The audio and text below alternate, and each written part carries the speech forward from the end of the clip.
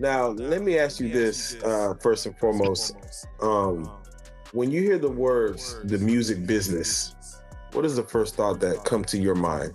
As of Corrupt. now, Corrupt. wow.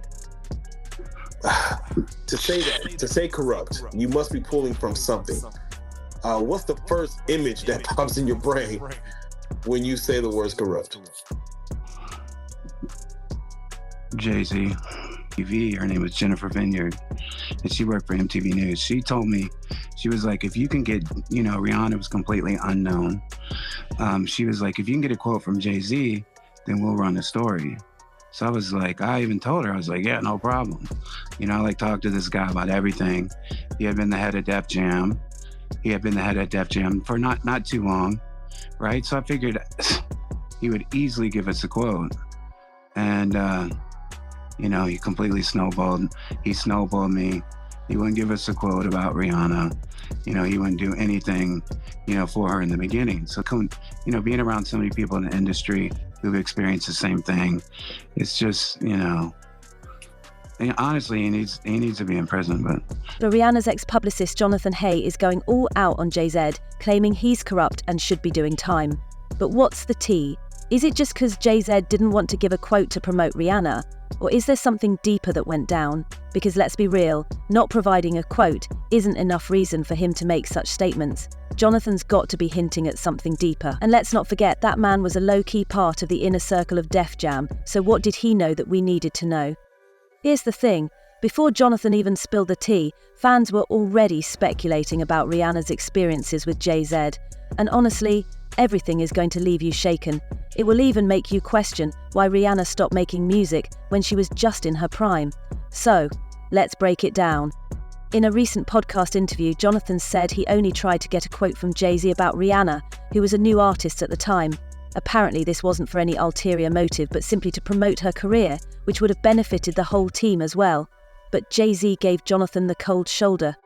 Now, some people perceive Jay-Z's refusal as a deliberate attempt to maintain control over the narrative surrounding Rihanna's music career.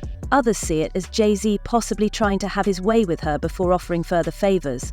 And baby, as we said, there are things people have dug up about Jay-Z and Rihanna's experiences that make these claims seem almost undeniably legit. A particularly notable incident raising eyebrows is how Rihanna got signed under Jay-Z. People are finding it crazy that Jay-Z reportedly told Rihanna during her audition that she either left through the door with a sign. Tell me about your audition with Jay-Z. Tell me what he said to you. A really good audition. And what did he say to you? He said something to you. Oh yeah, he said, we don't sing songs here, we sing artists. And there was this little pause, and I was nervous. But then he said, and we're interested. And there was this sudden feel of relief. But then he said something about a window and a door or something. Oh, then he said, he said it one more. I did a lot of homework on you, Miss Lady. He said, there are two ways to leave here, either through the door with the deal signed or through this window, and we're on the 29th floor. Deal, or through the window from the 29th floor of the building. Well, congrats on your deal. Interview it. Y'all, this is not about Rihanna now, but telling a 16-year-old girl who was just trying to showcase her talent to the world that she would be thrown from the 29th flour. Did you come in contact with her? I mean, did you fly over there? No, Jay Brown had actually bought me the song. She has a song right now that's I wouldn't say massive because of her rules. When I first heard the song, and then, he kept going, Jay Brown, he kept being persistent. I was like, what, bring her by. And when she walked into our office, I was like, she just had, it was just something about her. It was just, she had this, it was just something about it. And then she performed the song, and I was like, okay. Then, we sat down and we talked. And they were talking about how she would stay in the studio and try to get the verse over, and then come back the next day. I was like, oh, work ethic, everything is there. So we signed her that night. We didn't let her leave the office. Really? To 3 a.m. Pretty absurd, and it kind of speaks volumes about Jay-Z's. Mind you, that could also be a joke, but not a joke that is sitting well with people. Just like this user that said, that's actually really effed up, she was 15 or 16. And here's another part that has caused a stir. For Jay-Z to have said the same 16-year-old Rihanna wasn't allowed to leave the studio that day and was kept till 3 a.m. sounds even crazier. Interview. So now do y'all see why Jay-Z is so AF? Because being that Rihanna was 16 when all that happened is a big deal, coupled with the tea about this man's reputation for getting along with underage girls, including Aaliyah, Foxy Brown, and even his wife Beyonce. Or is it about the alleged secret son who came out to blast Jay-Z for getting his mum pregnant at 16? Well, that's an entire tea on its own. Now our focus here is what Jonathan said Jay-Z did to Ree.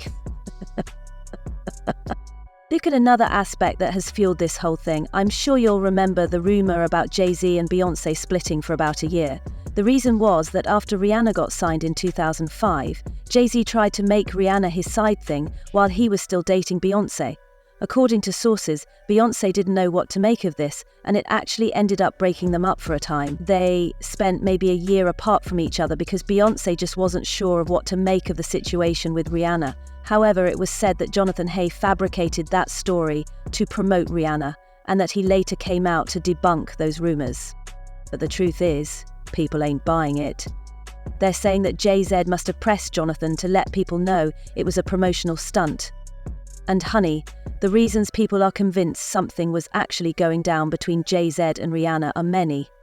Just when you think you've heard it all, this thing about Beyonce and Rihanna not having a song together, despite being on the same label, popped up. Rumor had it that it was because of the alleged affair between Jay-Z and Rihanna, which made both Rihanna and Beyonce indirectly bash themselves on the internet. To the point Rihanna got direct with her tweet. She wrote, "Since we spilled tea, Beyonce, F your husband." Boom.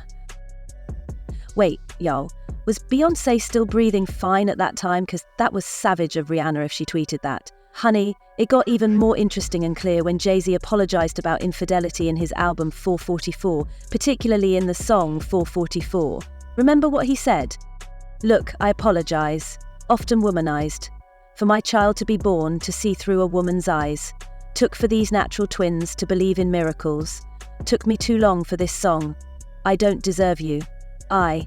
You out in Paris, please come back to Rome, you make it home." Then at the end, Jay-Z said, "And if my children knew, I don't even know what I would do. If they ain't look at me the same, I would probably die with all that shame. You did what with who? What good is a menage a trois when you have a soulmate? You risk that for blue." That was emotional. Well, I know Jay doesn't cease to talk about his real-life situations in his songs, and with the whole tea that has just spilt so far, I didn't argue when they said he was talking about his infidelity with Rihanna. Y'all, to make matters worse, people also brought up the time Chris Brown hit Rihanna after a pre-Grammy party. They believed the fight was sparked over herpes. The tea on the internet is that Rihanna not only gave genital herpes to Chris Brown, but also got it from Jay-Z's.